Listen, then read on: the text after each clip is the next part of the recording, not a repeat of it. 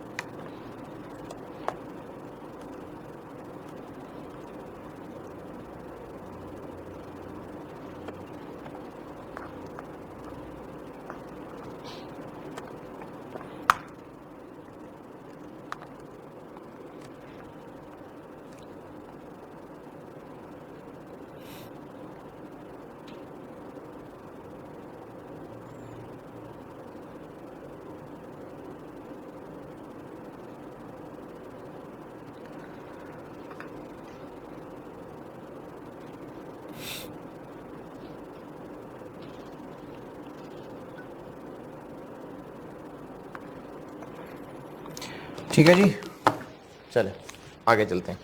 अब आते हैं इफ्रिक 14 है क्या। इफ्रिक 14 में एक तो इसकी डिटेल है, किसकी डिटेल है, इसकी, कि ये एसिड सीलिंग बनता कैसे, एक तो इसकी डिटेल है। पहले इसकी डिटेल पढ़ते हैं। दूसरा मसला इफ्रिक 14 में कुछ मुल्कों के अंदर एक टर्म होती है मिनिमम फंडिंग रिक्वायरमेंट, MFR। ये कुछ मुल्कों के अंदर लॉ होता है क्योंकि उन मुल्कों की गवर्नमेंट्स ये इंश्योर करना चाहती हैं। एक मिसाल लेते हैं, एक कंपनी ने अपने एम्प्लॉयज़ को दावे कर दिए कि जब तुम रिटायर हो गए ये मिलेगा, रिटायर हो गए वो मिलेगा, दावे कर दिए, और उनकी तसल्ली के लिए, अपनी बेहतरी के लिए एक फंड बनाया और उसमें पैसे साथ साथ ट्रांसफर करने शुरू कर दिए, डिफाइंड बेनिफिट प्लान। लेकिन फंड में पैसे अभी इतने ज्यादा नहीं ट्रांसफर किए हुए क्योंकि इस कंपनी को लगता है कि हमारे पास बड़े पैसे हैं और जब एम्प्लॉयज को देने के बारी आएगी पैसे तो हमारे पास होंगे पैसे। In other words, PV of DBO तो ज्यादा है, fair value of plan assets अभी कम है क्योंकि अभी इतने सारे पैसे फंड में जमा नहीं कराए हुए। इनको लगता है कि एन मौका आएगा तो देखा जाएगा। गवर्नमेंट कहेगी कि तुमने इतने सारे लोगों को उम्मीदें दिला दी हैं, क्या तैयारी की अब तक, कहां रखे पैसे संभाल के, नहीं तुम पैसे संभाल के रखो, उठो शाबाश पैसे संभाल के रखो जाके, तुमने लोगों को वादे कर लिए और पैसे तुमने संभाल के रखे नहीं है। इस गवर्नमेंट के हुक्म को कहते हैं मिनिमम फंडिंग रिक्वायरमेंट, कि गवर्नमेंट कह रही है कि जो तुमने फंड बनाया है उसमें इतने पैसे कम से कम होने चाहिए तुम्हारे।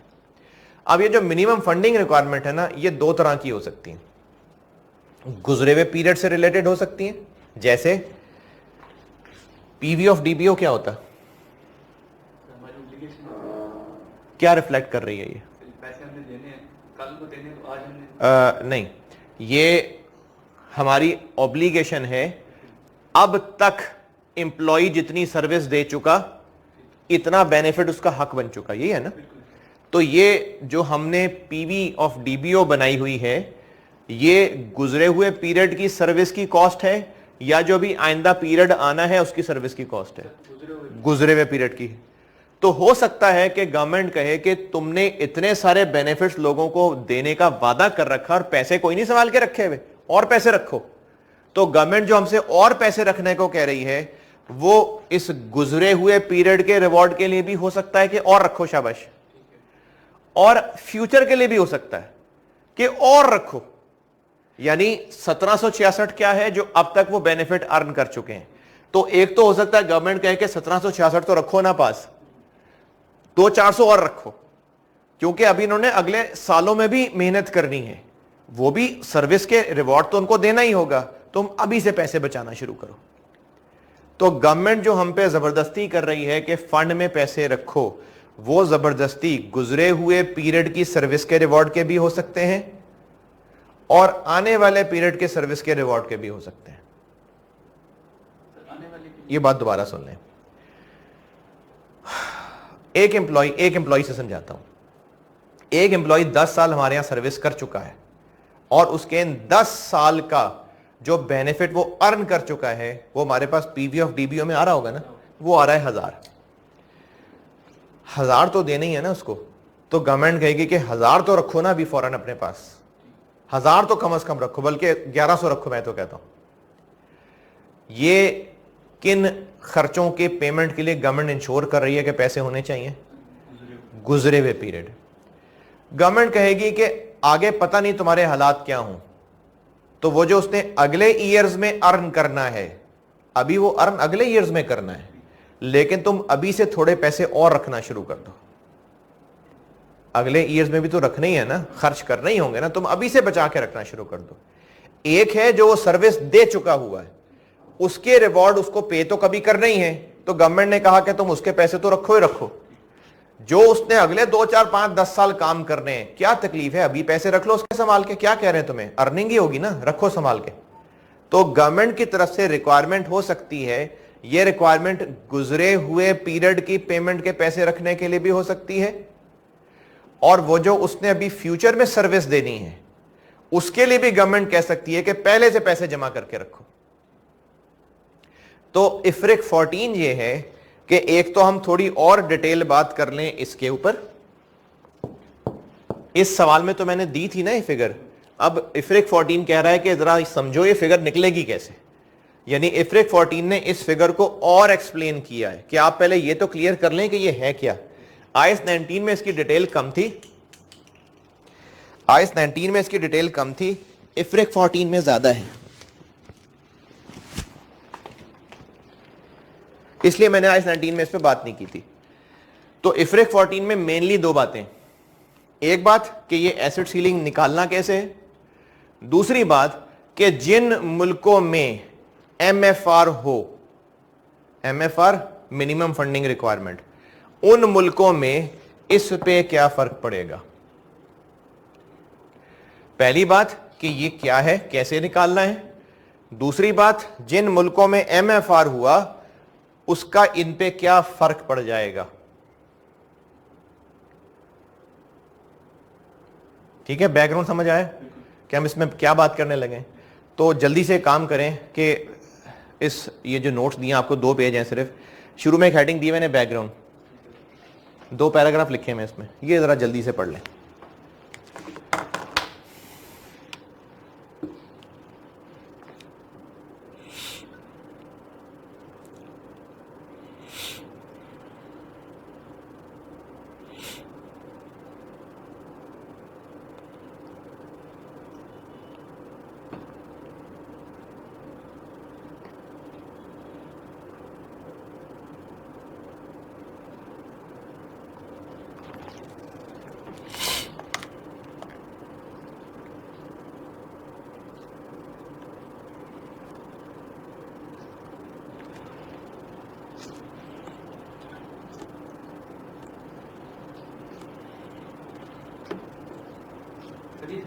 आखिरी 3 लाइन बता दें। छोड़ दें,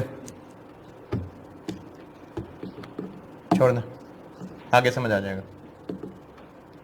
ये आखिरी 3 लाइनें जिनको समझ नहीं आई छोड़ दें, अभी आगे समझ आ जाएंगे। बैकग्राउंड पढ़ लिया। सर ये जो आपने एमएफआर बताया कि गवर्नमेंट कहेगी कि इतने अभी संभाल के, सर ये फिर गवर्नमेंट एंटिटी पे लगेगा या हर कंपनी पे? नहीं, गवर्नमेंट कंपनीज को कहेगी, गवर्नमेंट ने कंपनीज को कहना है, पब्लिक लिमिटेड कंपनीज को कहना है।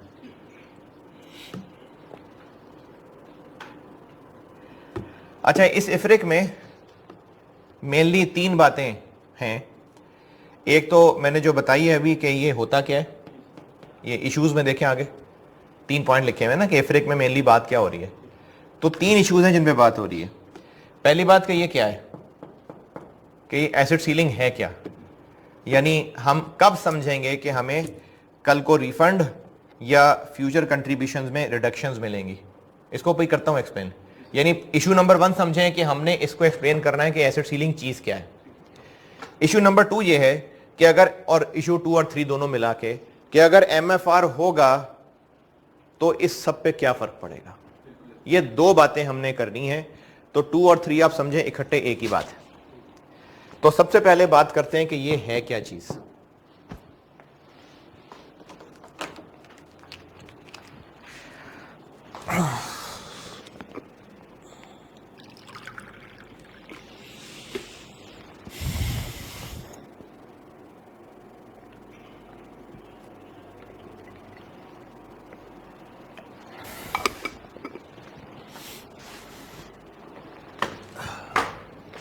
लास्ट लेक्चर की 2 घंटे पे चला गया था पहला। अच्छा,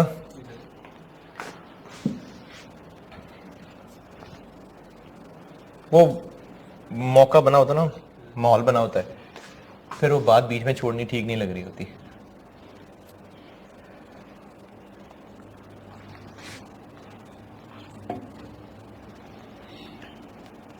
दो घंटे नहीं यार, कोई 1 घंटा को 50 मिनट पे गया था शायद।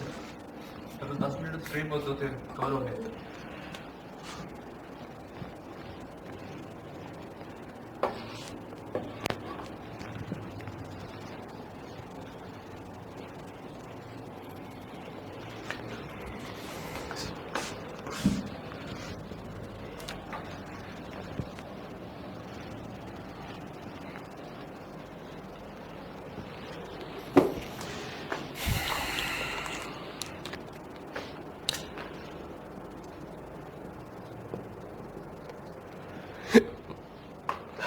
पीवी ऑफ डीबीओ है 1000 और fair value of plan asset से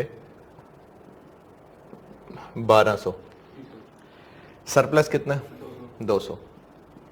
सरप्लस क्या शो कर रहा है कि जितने पैसे हमें चाहिए होंगे उन लोगों को पे करने के लिए अभी उससे ज्यादा पड़े हैं। खुशी की बात है, फिक्र की बात है? खुशी की बात है।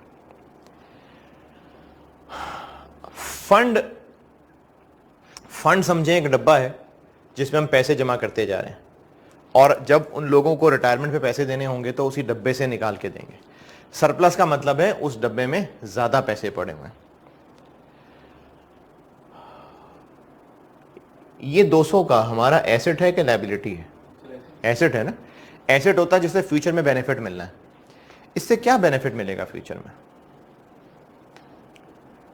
अगर हमारे डब्बे में ज्यादा पैसे पड़े हुए हैं तो क्या फायदा हमें फ्यूचर में? सर एक तो हम लायबिलिटी पे करेंगे जो उनको अपने देनी है पैसे। नहीं, वो तो कर देंगे ना, 200 एक्स्ट्रा बच जाएगा। कहीं और इन्वेस्ट कर देंगे। नहीं नहीं, इसी मकसद के लिए बनाया था। देखें, डब्बे में 200 रुपए ज्यादा पड़े हुए हैं। पड़े तो 1200 हुए हैं, लेकिन उसमें से हमने देने कितने? 1000, तो 200 ज्यादा ही पड़े हुए ना। क्या फायदा होगा इसका? सर जब हम बाकी इनको दे देंगे उसके बाद बाकी एम्प्लॉइज आएंगे सर, उनके लिए आगे ट्रांसफर फिर दोबारा जब डालने में पहले ये डालेंगे। अच्छा, चलें इसको ऐसे कह लेते हैं कि अगर ये क्या चीज होती है? जितने उसने अब तक सर्विस दे दी उस पे जो रिवॉर्ड अर्न कर लिए, ये वो है ना। अभी इसने जो बाद में सर्विस देनी है एम्प्लॉय ने, फ्यूचर सर्विस कह लें, अगर अभी बाद में इसने हमें 400 की सर्विस और देनी है मजीद, 1000 क्या है? अभी तक इतनी सर्विस दे चुका है जिसके बेनिफिट वो अर्न कर चुका है। फर्ज करते हैं जितनी लाइफ रहती है 400 की सर्विस और देनी है हमें। इसका क्या फायदा है? बल्कि फिगर बदल लेता हूं, वो हाफ हाफ लगेगी आपको। 300 की सर्विस और देनी है। ये जो डब्बे में ज्यादा पड़े हुए हैं इनका क्या फायदा है? सर ये पहले नेट करेंगे यहाँ पे। हमें अगले ईयर्स में जब वो 300 की सर्विस और देगा तो डब्बे में हमें 300 ही और डालने पड़ेंगे। नहीं 100 डालने पड़ेंगे ना। क्यों? सर 200 पहले पड़े। तो इसका मतलब है कि वो जो डब्बे में कल को 300 और कंट्रीब्यूट करने थे, इस एक्स्ट्रा 200 पड़े हुए ने क्या कर दिया? कम कर दी ना। तो ये जो एसेट सीलिंग है इसका कॉन्सेप्ट है रिकवरेबल अमाउंट, कि हमें इससे फ्यूचर बेनिफिट क्या मिलेगा। तो एक बेनिफिट का रास्ता क्या हो सकता है? कि कल को जब उसने सर्विस देनी थी और हमने उसके पैसे देने के लिए डब्बे के अंदर और पैसे कंट्रीब्यूट करने थे, तो चूंकि पहले ही एक्स्ट्रा पड़े हुए हैं तो कल को कंट्रीब्यूट कम करने पड़ेंगे। इसको कहते हैं रिडक्शन इन फ्यूचर कंट्रीब्यूशंस।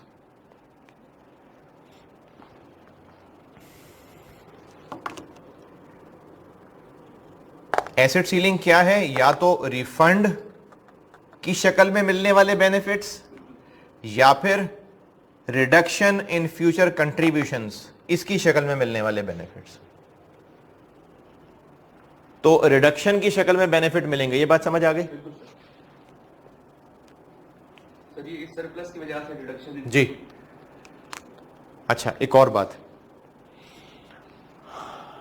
हमने अब तक जो एम्प्लॉय से सर्विस ले ली हुई है, एम्प्लॉय इतने रुपए के बेनिफिट अर्न कर चुका है, ये पैसे हमें उसको देने हैं, डब्बे में ज्यादा पड़े हुए हैं, और अगर हम फिलहाल ध्यान नहीं कर रहे कि कितने ज्यादा पड़े हुए हैं, लेकिन डब्बे वाला कह रहा है कि जब हम एम्प्लॉयज को दे के सब पैसा फारिग हो जाएंगे ना, तो अच्छा डब्बा मैनेज करने वाला भी कोई है। मैंने बताया था फंड एक सेपरेट एंटिटी होती है, ट्रस्ट एक्ट के तहत बनी हुई, जिसका एक फंड मैनेजर होता है। तो जो डब्बा है फंड, उस डब्बे को कोई मैनेज करने वाला है, और अगर वो कह रहा है कि आप पैसे डालते जाएं डब्बे में बेफिक्र होके, कल को बच जाएंगे तो वापस ले लेना। इस वापस लेने को अंग्रेजी में क्या कहेंगे? रिफंड। तो अगर हमारा अभी डब्बे में ज्यादा पैसा पड़ा हुआ है तो हमें क्या उम्मीद है कि कल को कितना रिटर्न हो जाएगा? 200। तो आज सरप्लस होना, यानी आज डब्बे में ज्यादा पैसे पड़े होना, हमें कल को दो शक्लों में फायदे दे सकता है। या तो डब्बे में पड़ा हुआ पैसा वापस निकाल लेंगे हम, रिफंड, या फिर हो सकता है कि डब्बे वाला कहे कि भाई ये तो वन वे है, जो डब्बे के अंदर डल गया वो डल गया। अगर तुम्हें लगता है कि कल को ये 200 तुम ज्यादा दे चुके हो तो कल 200 कम दे देना। इस बात को अंग्रेजी में कहेंगे कि ये जो सरप्लस है, plan does not allow refund, however it is allowed to be adjusted against future contribution. क्या मतलब हुआ इसका? कि जो डब्बे में डाल दिया है वो तो वापस नहीं निकलेगा, यानी रिफंड तो नहीं है, लेकिन कल को जो और 300 रुपए जेब से डालना था वो अब कब 100 डालना पड़ेगा। तो ये डब्बे में ज्यादा पड़ा हुआ कल की फ्यूचर कंट्रीब्यूशंस को रिड्यूस कर देगा। तो या तो फायदा होगा कल की कंट्रीब्यूशंस की रिडक्शन की शक्ल में, या फिर फायदा होगा रिफंड की शक्ल में। सर कल तो कब? जब प्लान खत्म हो जाएगा, प्लान खत्म होगा या रिटायर होगा? सब लोग चले जाएंगे, जब कंपनी बंद हो रही होगी, ठीक है। तो इस सरप्लस से हमें दो तरह से फायदे हो सकते हैं। जैसे वो इंपेयरमेंट में होता है ना कि या तो fair value less cost to sell बेचेंगे तो क्या मिलेगा, या इस्तेमाल करेंगे तो क्या मिलेगा, है ना, और दोनों में से। तो ये भी कुछ ऐसा सा मिलता जुलता सा कॉन्सेप्ट है, एग्जैक्टली वैसा नहीं है, इसलिए मैं जहां जहां दिल करेगा वहां लिंक बताऊंगा, वरना नहीं बताऊंगा। तो आज का सरप्लस हमें फायदे कैसे दे सकता है? या तो कल डब्बे से हाथ डाल के वापस निकाल सकेंगे रिफंड, या अगर डब्बे में हाथ डाल के वापस नहीं निकाल सकते तो रिडक्शन इन फ्यूचर कंट्रीब्यूशंस। अभी बताया होगा कि नहीं होगा, इस पे बाद में आते हैं कि सवाल में क्या होगा, पहले बस बात समझते जाएं। यहां तक समझ आ रही है? तो आज सरप्लस होना, डब्बे में फालतू पैसे पड़े होना, हमें फ्यूचर बेनिफिट्स दे सकते हैं, फ्यूचर इकोनॉमिक बेनिफिट्स दो शक्लों में, या तो रिफंड या रिडक्शन इन फ्यूचर कंट्रीब्यूशंस। इनमें से कौन सा वाला होगा, इसके लिए प्लान की टर्म्स एंड कंडीशंस देखनी पड़ती हैं। ये प्लान की टर्म्स एंड कंडीशंस क्या हैं? अभी तक जितना बताया उसके लिए भी एक पॉइंट पढ़ ही लें। पॉइंट नंबर 1, हेडिंग क्या दी हुई मैंने, इसके नीचे एक पैराग्राफ है, ये पढ़ लें। ये जो अभी तक की कहानी सुनाई ना, ये पैराग्राफ पढ़ लें।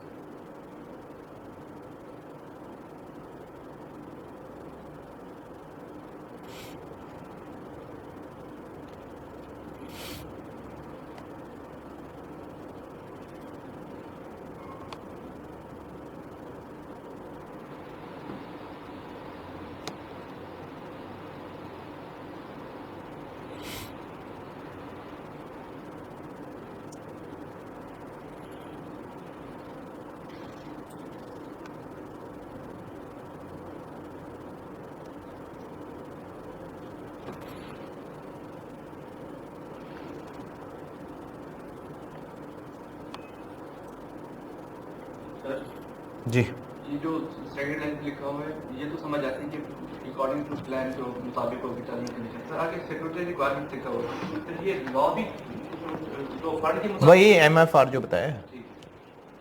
बहुत सारी ये लिखा हुआ है कि entity can realise some point during its life, sir during life में भी हम कर टर्म्स पे डिपेंड करता है कि जी थोड़ा सा निकाल लो, चलो अभी निकाल लो, कभी निकाल के क्या करेंगे डब्बे से निकाल के खुद इस्तेमाल करेंगे। सर लेकिन ये तो उसके लिए नहीं होता एम्प्लॉयमेंट के लिए, एम्प्लॉय के लिए ज़्यादा डब्बे में चले गए तो वापस निकाल लें। जो एक्स्ट्रा होगा वो रिफंड के सर ये last reduction in future contribution और कॉम्बिनेशन ऑफ बोथ। दोनों हो सकते हैं कि कल को रिडक्शन भी मिल जाएगी और जो बचा एंड पे वापस भी मिल जाएगा, दोनों हो सकते हैं। और बोथ ना, कंट्रीब्यूशंस कम करनी हो वो कम कर लेना, या एंड पे जो बच जाए चलो वो भी ले लेना, हमारे ऊपर नहीं। प्लान के साथ देखें, जो हमने फंड बनाया है ना, ये तो मैं बोलने में डब्बा कह रहा हूं ना, वरना डब्बा नहीं रखा हुआ है, बाकायदा एक लीगल एंटिटी बनी है, फॉर्मल एंटिटी है। यह भी हो सकता है कि हमने खुद नया फंड क्रिएट किया हो, और यह भी हो सकता है किसी फंड बने बनाए फंड में पैसा लगा दिया, उनको कहो जी आप हमारा फंड मैनेज कर लें, यानी ऑलरेडी एक फाइनेंस कंपनी हो, इन्वेस्टमेंट बैंक टाइप हो, और हमने उनके पास एक फंड अकाउंट खोल लिया हो, यह भी हो सकता है। तो जो फंड अकाउंट खोल लिया हो उसको मैनेज करने वाले वो लोग और है ना, तो हमारे वो बाप के नौकर नहीं है, हमारे आपस में टर्म्स एग्री होंगी, तो ये उन टर्म्स पे डिपेंड करता है। कहा है ना कि हमें ये देखने के लिए प्लान की टर्म्स एंड कंडीशंस देखनी पड़ेंगी। देखो, हो सकता है टर्म्स एंड कंडीशंस में लिखा हो कि अगर कल को पैसे ज्यादा आपको लगता है कि थोड़े पैसे डालने हैं तो थोड़े पैसे डाल देना, और चलो एंड पे जो बच गए वो वापस भी ले जाना। डालने के बाद जो बचे वो वापस देखो, एक बात है कि डब्बे में जो डल गया वो वापस नहीं निकलना, आपने डब्बे में और डालना कम करना है तो कर दो, रिडक्शन इन फ्यूचर कंट्रीब्यूशन हो गई, चलो यार एंड पे जो बचेगा ले जाना, रिफंड भी आ गया। इनमें से पहले रिफंड की बात करते हैं, इसमें से पहले रिफंड की बात करते हैं। एसेट सीलिंग क्या है, हमें इससे फ्यूचर बेनिफिट क्या मिलेगा, आप उसको इसकी रिकवरेबल अमाउंट समझ सकते हैं, तो या तो वो रिफंड है या फ्यूचर कंट्रीब्यूशन में रिडक्शन है। पहले रिफंड समझाने लगा। अगर रिफंड है तो रिफंड को हम कंसिडर ही तब करेंगे अगर हमारा अनकंडीशनल हक है, अनकंडीशनल राइट। एग्रीमेंट में लिखा हुआ है कि आपका पैसा है, जब चाहो निकाल लेना, या जब चाहो नहीं भी लिखा हुआ, एंड पे आपको ही मिलेगा, आपका हक है, आप पैसे ले सकते हैं। तो हमारा अनकंडीशनल राइट है रिफंड के लिए। हमारा जो फंड वालों के साथ, मैंने कहा ना, किसी फंड एक एंटिटी स्टैब्लिश हुई है या एग्जिस्टिंग वालों के साथ हमने फंड बना लिया, कोई इन्वेस्टमेंट बैंकर था, हमने कहा जी हमारे साथ फंड का आप एक कॉन्ट्रैक्ट कर लें और हमारे पैसे आप मैनेज करें, तो उनके साथ हमारा एग्रीमेंट है कि आपका हक है, मतलब हमारा हक है, हम फंड से पैसे वापस ले सकते हैं, ये हमारा अनकंडीशनल राइट है। अगर अनकंडीशनल राइट है तो ही रिफंड को हम कंसिडर करेंगे। बात फिर बता रहा हूं, एसेट सीलिंग क्या है, इससे जो फ्यूचर बेनिफिट्स मिलने हैं। अब फ्यूचर बेनिफिट्स अभी और बोथ वाली बात को अगर छोड़ दें तो या तो बेनिफिट्स मिलने हैं रिफंड की शक्ल में या फिर फ्यूचर कंट्रीब्यूशन की रिडक्शन की शक्ल में। पहले हम रिफंड डील कर रहे हैं, तो रिफंड को हम तभी समझेंगे कि हां रिफंड हो सकता है अगर हमारा एग्रीमेंट के तहत अनकंडीशनल राइट है, और अगर उसने फंड वाले ने किसी चीज पे डिपेंडेंट कर दिया कि नहीं हम 10-15 साल बाद देखेंगे, अगर आपकी परफॉर्मेंस अच्छी रही या आप हमें टाइमली ज्यादा पैसे कंट्रीब्यूट करते रहे या मुल्की हालात अच्छे हुए तो आपको रिफंड अलाउ होगा, वरना रिफंड अलाउ नहीं होगा। अब ये हक हमारा अनकंडीशनल है तो फिर ये कंडीशनल है, तो इसको हम रिफंड नहीं मान सकते। तो रिफंड मानने के लिए जरूरी है कि वो अनकंडीशनल हो। Economic benefits available as refund में पहला पैराग्राफ बता दिया आपको।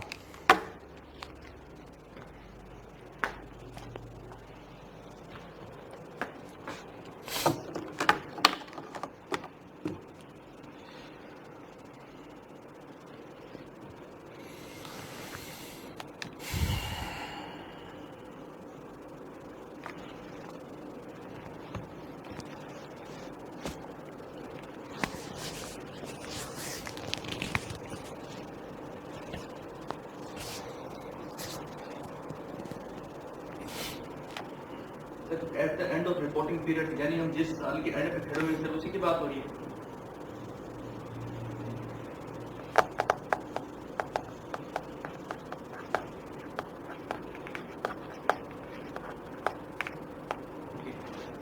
ठीक है जी। अच्छा, अब अगला मसला कि हम रिफंड की वैल्यू कितनी कैलकुलेट करें।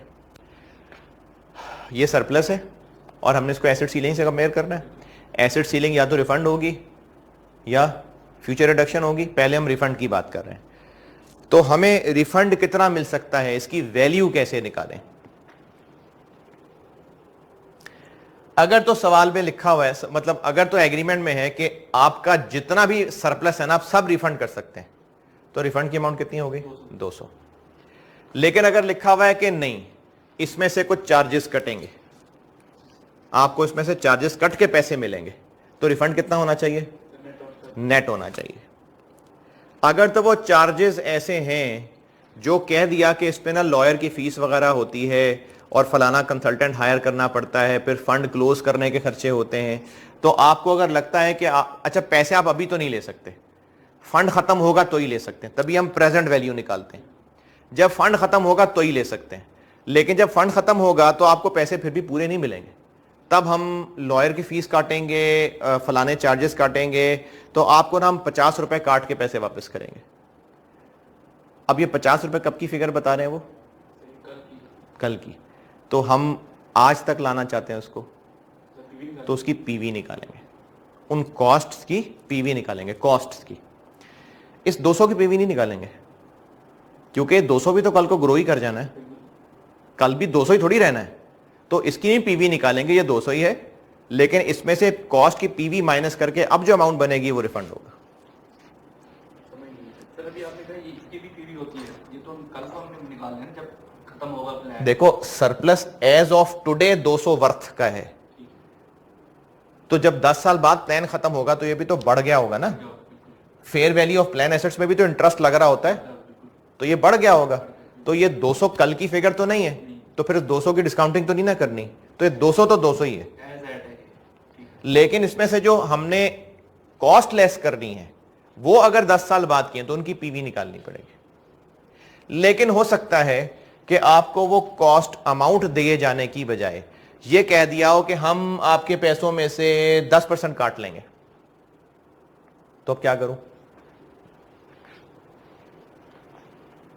200 का 90% ले लें, सर ठीक है, इसकी पीवी फिर नहीं निकालेंगे, फिर उस कॉस्ट की पीवी निकालेंगे नहीं। जब हम 200 के ऊपर ही परसेंटेज लगा रहे हैं तो फिर मजीद पीवी निकालने की क्या जरूरत है। सर हम ये भी तो कह सकते हैं कि अभी जितना बैलेंस है 10 साल बाद इसको 10% काटेंगे। नहीं, इतने भी मजाक नहीं ना होते कि अभी जितना है, और नहीं होगा तो तभी का होगा, अभी वाले का होगा। तो ये जो मैंने पेज 1 पे मेजरमेंट ऑफ इकोनॉमिक बेनिफिट लिखा हुआ है, इसके तीनों पॉइंट्स पढ़ लें, 1, 2 और अगले पेज पे 3 है, ये तीनों पॉइंट पढ़ लें।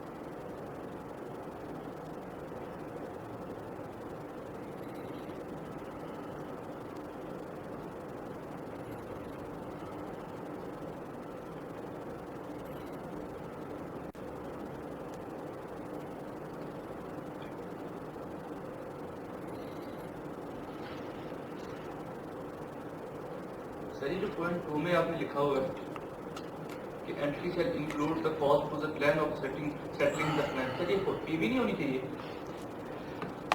क्या क्या क्या पॉइंट 2 में जो आपने लिखा हुआ है सर कि कॉस्ट हम इंक्लूड करेंगे उसमें सेटलिंग द प्लान लायबिलिटीज में, सर इसमें पीवी और कॉस्ट अभी आपने कहा है। देखो पॉइंट 3 पढ़ो ना। Sir if the amount is of the fund is determined as the full amount और proportional to of the surplus rather than the fixed amount entity shall make no adjustment for the time value of money. ठीक है, यहां पे पता चल गया discounting नहीं करनी। नहीं करनी। अच्छा, टॉप पे आओ, बैकग्राउंड, जी सर। एसिड सीलिंग क्या होता है? सर ये मेरा पढ़ो ना, पहला पैराग्राफ दूसरी लाइन मिड से, द प्रेजेंट वैल्यू ऑफ बस वो हमने डिफाइन ये किया ना कि प्रेजेंट वैल्यू, नहीं सर ये तो समझ आती है। तो हमने डिफाइन कर दिया ना प्रेजेंट वैल्यू, तो फिर कॉस्ट की भी प्रेजेंट वैल्यू। उधर लिखा नहीं था तो अरे भाई हमने शुरू में ही डिफाइन कर दिया ना प्रेजेंट वैल्यू, तो करनी तो डिस्काउंटिंग ही है ना, ठीक है। अच्छा और जब नहीं करनी थी तो बता दिया नहीं करनी, ठीक है, मतलब बाय डिफॉल्ट करनी है हमें। वो तो डिफाइंड है ये प्रेजेंट वैल्यू। क्वेश्चन 2 जल्दी से देख लें, क्वेश्चन 2 देखें और ज़बानी सोचें और आंसर भी देख लें, छोटा सा क्वेश्चन है। क्वेश्चन 2 पढ़ें, ज़बानी सोच लें, कैलकुलेटर पे करना चलें कैलकुलेटर पे कर लें कैलकुलेटर पे कर लें, और उसका सॉल्यूशन देख लें जल्दी से।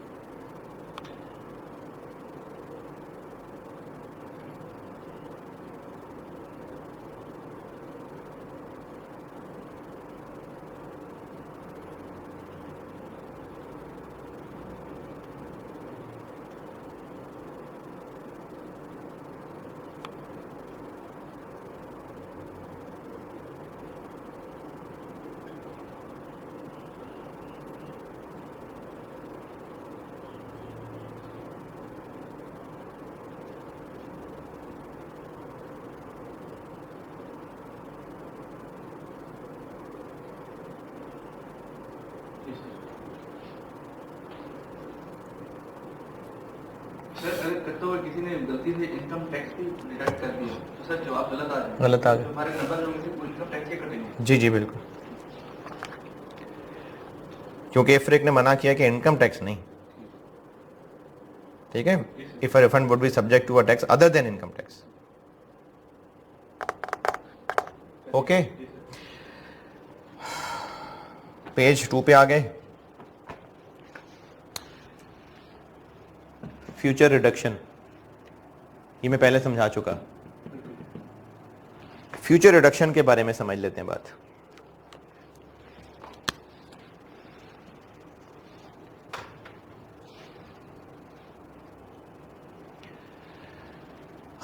कल को जितनी कंट्रीब्यूशंस देनी है हमने, कल को जितनी कंट्रीब्यूशंस देनी है उनकी पीवी, अच्छा कल को कंट्रीब्यूशंस हमने क्यों सॉरी कल को जितना एम्प्लॉय ने सर्विस रेंडर करनी है, ये तो वो है ना आज तक जो कर चुका, उसने कल जितनी सर्विस रेंडर करनी है आज हम उसकी पीवी निकालेंगे। जैसे एक मैंने ना सवाल जिससे ये प्रोजेक्टेड यूनिट क्रेडिट मेथड सिखाया था, उसकी एग्जांपल लेता हूं दोबारा। हमने एक सवाल किया था जिसमें टोटल 1700 था, इसके 5 टुकड़े किए थे और एक टुकड़ा 340 बनता था, और हर साल हम इस 340 की पीवी को कहे जा रहे थे कि उसने अपना बेनिफिट अर्न कर लिया। हम ईयर 3 पे खड़े हैं, 340 340 340 1020 के बेनिफिट वो अर्न कर चुका, जिसकी पीवी इधर आ रही होगी। बिल्कुल 2 सर। बाकी उसने कितने बेनिफिट्स और अर्न करने हैं? 2 सर। 680। इसकी पीवी निकालेंगे इधर, इसकी पीवी यहां लाएंगे। अगर इसकी पीवी आ रही है लेट से 500,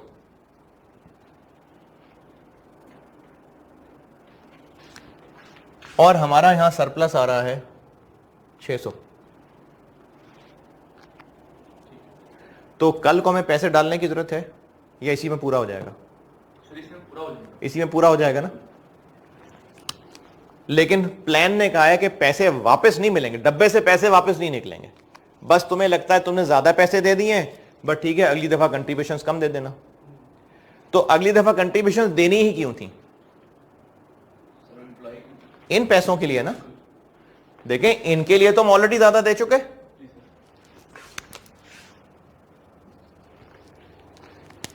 इनके लिए तो हम ऑलरेडी ज्यादा दे चुके हैं, 600 फालतू पड़ा है डब्बे में, कल को और कंट्रीब्यूशंस देनी क्यों थी? इनके लिए ना। कितनी वर्थ है इनकी? 500। तो जो डब्बे में पड़ा हुआ है मजीद डब्बे में डालने की जरूरत है या इससे काम चल जाएगा? ये जो डब्बे में आज हम ज्यादा डाल चुके हैं इससे कल को कितना फायदा मिल सकेगा? हम मैक्सिमम 500 का, 500 का हमें बस इतना ही फायदा मिल सकेगा इसका, इससे ज्यादा फायदा नहीं मिल सकेगा। जो 100 वो पड़ा वो फंड वाले ले जाएंगे, वो कहेंगे जी हमारी फीस है। हाँ एग्रीमेंट होगा ना कि जो ज्यादा बच गए वो हमारे, सर्विसेज दे रहे हैं हमें। जैसे हो सकता है कि हम किसी मिस्त्री से कोई कमरा बनवा रहे हो, वो कहेगा जी जितनी बोरियां लाके आपने देनी है दे दें, जो बच गई वो हमारी होंगी, वापस नहीं करेंगे हम। हो सकता है ऐसा। सर ये जो अभी आपने क्वेश्चन किया है प्रोफेशनल फीस भी आ रही है सर, ये कि उसके अलावा होगी फिर? हो सकता है उसके अलावा हो। तो हमें इस ज्यादा पड़े हुए डब्बे में पैसे कल को कितना फायदा देंगे हमें? ये 500 का ना। तो हम अभी बैलेंस शीट में 600 दिखाएं या हमें इससे फ्यूचर बेनिफिट बस 500 मिलना है वो दिखाएं? सर लोअर दिखाएंगे। तो ये एसेट सीलिंग है 500। दोबारा सुने, हमें इस डब्बे में पड़े हुए ज्यादा पैसों से क्या फायदा होने वाला है? जो कल को एम्प्लॉय ने सर्विस अर्न करनी थी उसके लिए जो हमने पैसे डालने थे बस वही है ना जो नहीं डालने पड़ेंगे, इतना ही है और तो नहीं है। तो अगर कल को एम्प्लॉय ने जितनी सर्विस देनी थी बस जितनी जिंदगी बाकी रह गई थी उसका बनता ही बस 500 है, डब्बे में हम 600 रख के बैठे हुए हैं, तो हमें ये जो डब्बे में पड़ा हुआ 600 है अच्छा वापस नहीं मिलना हमें, क्योंकि हम इस वक्त रिडक्शन इन कंट्रीब्यूशन सीख रहे हैं, रिफंड खत्म हो गई बात। तो हमें ये एक्स्ट्रा डब्बे में पड़ा हुआ फायदा कितना दे रहा है? 500 का। तो ये इसकी रिकवरेबल अमाउंट कह सकते हैं, बस ये एसेट सीलिंग है। सर वो रिफंड है नहीं तो फिर यही होगी। तो हमें 600 पे दिखाना चाहिए, रिड्यूस कर लें। तो अगर पैसे हमें रिफंड नहीं होने बस फ्यूचर में कंट्रीब्यूशन ही कम होनी है तो हो सकती है, तो इस रास्ते से अगर चलें तो ये फायदा मिलने वाला है हमें। तो 600 से रिड्यूस करके यहां आ जाना चाहिए ना। अच्छा ये मैंने 500 क्या किया है? कल को जो उन्होंने सर्विस देनी है उसका जो रिवॉर्ड अर्न करना है ये उसकी पीवी है, तो हमें इतने पैसे नहीं देने पड़ रहे होंगे ना, तो हमें फायदा मिल जाएगा। अब पहली लाइन पे वापस आए, पेज की पहली लाइन नंबर 1, दूसरी लाइन बैकग्राउंड क्या है? Asset ceiling the present value of economic benefits available in the form of, refund छोड़ दें, in the form of reduction in future contribution to the plan, present value of reduction in contribution to the future plan. अच्छा अब आप page 2 पे आए, नीली नीली क्या हेडिंग है? अब ये पैराग्राफ पढ़ लें, ये बता चुका हूं आपको।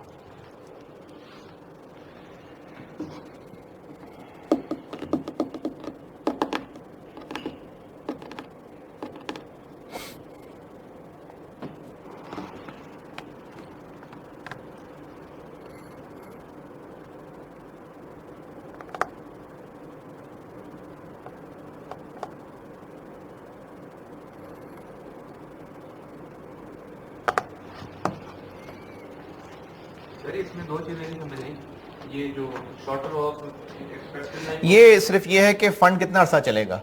या तो हम समझेंगे जी लोग हैं वो 20 को साल और रहेंगे फिर छोड़ जाएंगे, जिन लोगों के लिए प्लान बनाया हुआ उसके बाद हमने छोड़ दिए थे, उसके बाद वालों को लोगों को हमने ऑफर नहीं किया, उसके बाद जितने लोग आ रहे थे उसके लिए फंड नहीं है, बस पुराने लोगों के लिए। हो सकता है ना ऐसा कंपनी कल को पॉलिसी चेंज कर ले कि बस जो आ गए सो आ गए, अब नए लोग मजीद इस प्लान में नहीं आएंगे, पुराने चल रहे हैं।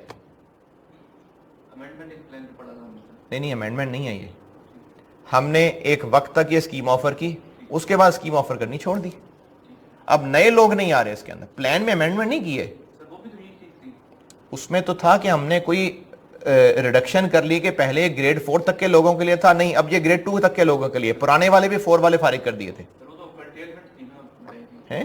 Curtailment बताई थी आपने कि लोग ही फारिग कर दिए। प्लान अमेंडमेंट भी होती है कि हमने प्लान के बेनिफिट में कोई चेंज कर ली, तो लोगों की जो पास्ट सर्विस थी उसमें कोई चेंज आ गई। मैं ये नहीं कह रहा, मैं कह रहा हूं जो लोगों ने ज्वाइन कर, जैसे कंपनी की पॉलिसी है कि जो मैनेजर ज्वाइन करेगा उसको गाड़ी मिलेगी, अब आइंदा से कंपनी पॉलिसी रखेगी जी आइंदा वालों को गाड़ी नहीं मिलेगी, तो इसका मतलब नहीं पुराने वालों से छीन ली, बस नए वालों को नहीं मिलेगी, पुराने वालों को सब चल रहा है। तो अगर पुराने वाले सब लोग चल रहे थे तो उन्होंने तो कभी ना कभी छोड़ ही जाना था ना। तो ये है वो expected life of the plan.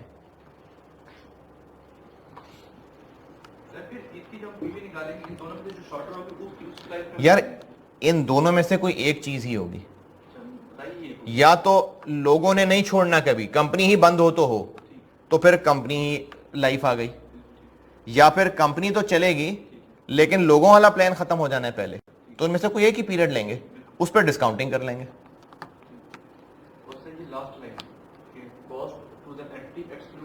ये होता है कि अगर हमने एम्प्लॉय की भी तनख्वाह से कुछ काट के डालना होता है तो वो तो है नहीं, डिफाइंड बेनिफिट में भी हो सकता है, डिफाइंड बेनिफिट में भी हो सकता है कि तुम्हारी जेब से भी थोड़े थोड़े पैसे जमा किया करेंगे, हो सकता है, नॉर्मल नहीं है लेकिन हो सकता है। इसकी भी पीवी होगी क्या एम्प्लॉय की जेब से भी कुछ काटेंगे? हम इस 500 में से ये जो हमने 340 की पीवी निकाली है, ये 340 में से अगर इसमें से 20 रुपए एम्प्लॉय की तनख्वाह से कटने हैं तो फिर 320 ही है ना जो हमने देने हैं, तो फिर 320 की पीवी होगी।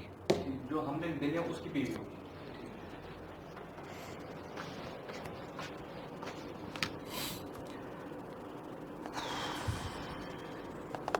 यहां तक ओके?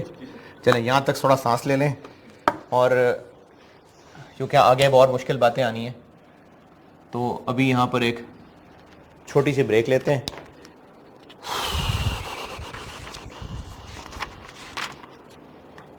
कहां तक चल रही थी बात?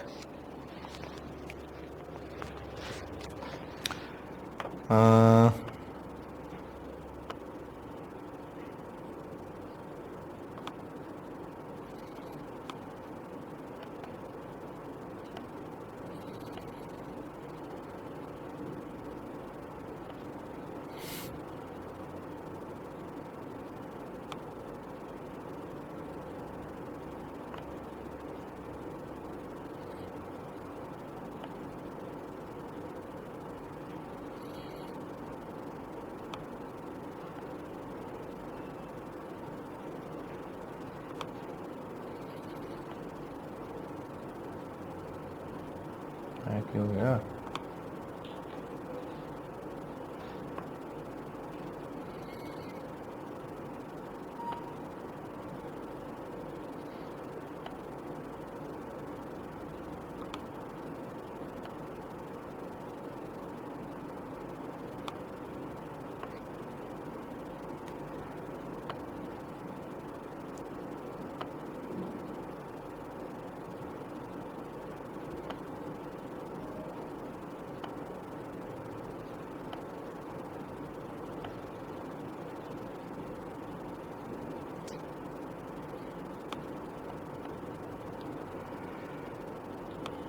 किधर रह गया यार? कुछ और ही खुलना शुरू हो गया। मैं सर जुल्म पे बात कर रही थी। हैं? जुल्म पे बात जुल्म पे चल रही थी, लेकिन कौन सी वाली हदीस थी वो पता नहीं कहां से कहां चला गया।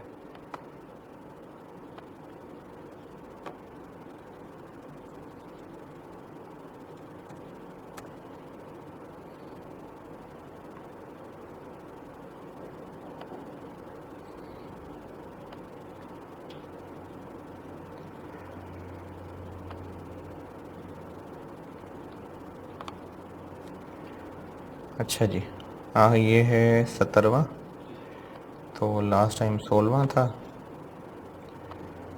और 16वें में हमने बात की हुई थी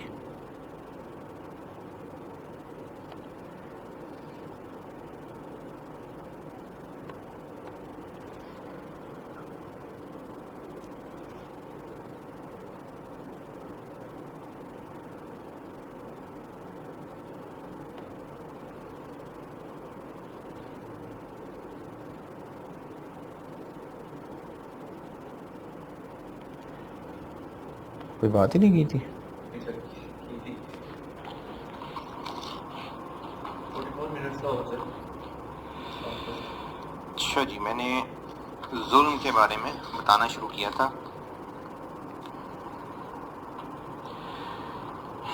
सही मुस्लिम में रिवायत है, सैयदना अबू ज़र रज़ियल्लाहु ताला अन्हु रिवायत करते हैं कि रसूल अल्लाह सल्लल्लाहु अलैहि वसल्लम ने अपने रब्बे अज़्ज़ व जल से नकल किया, यानी हदीस कुदसी है कि मैंने यानी अल्लाह ताला ने अपने नफ्स पर जुल्म को हराम किया है, यानी अल्लाह की। ठीक,